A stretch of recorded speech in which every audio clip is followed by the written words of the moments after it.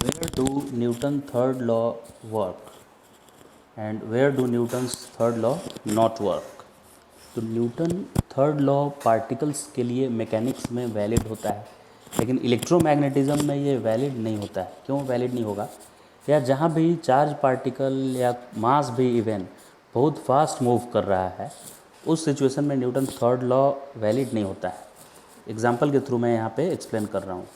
ये दो current carrying wire है, तो जो लेफ़्ट साइड में वायर मैंने बनाया है इसका लेंथ L1 ले लेते हैं और इसमें करंट I1 है, और राइट साइड वाला वायर का लेंथ है L2 और इसमें करंट है I2।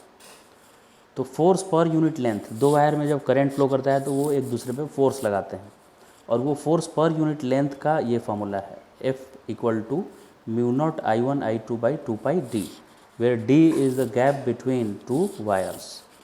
तो अब इस ये फोर्स पर यूनिट लेंथ की फार्मूला है।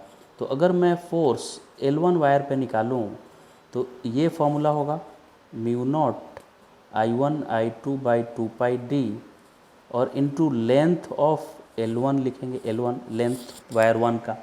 और वैसे ही फोर्स L2 वायर पे निकालें तो mu naught I1 I2 upon 2πd और लेंथ L2 लिखना पड़ेगा, जो कि दो डिफरेंट फोर्स आ जाएगा। यहाँ लेंथ अलग अलग है वायर का, इसलिए तो यहाँ पे एक्शन रिएक्शन पेयर होते हुए भी ये इक्वल नहीं आ रहा है।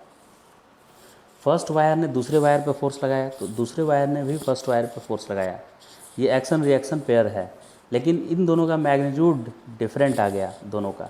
तो यहाँ पे न्यूटन थर्ड लॉ वैलिड नहीं है। तो न्यूटन थर्ड लॉ जब फास्ट मूव करता है ऑब्जेक्ट या चार्ज पार्टिकल जब फास्ट मूव करते हैं करंट कैरिंग वायर में, उस समय वैलिड नहीं होता है।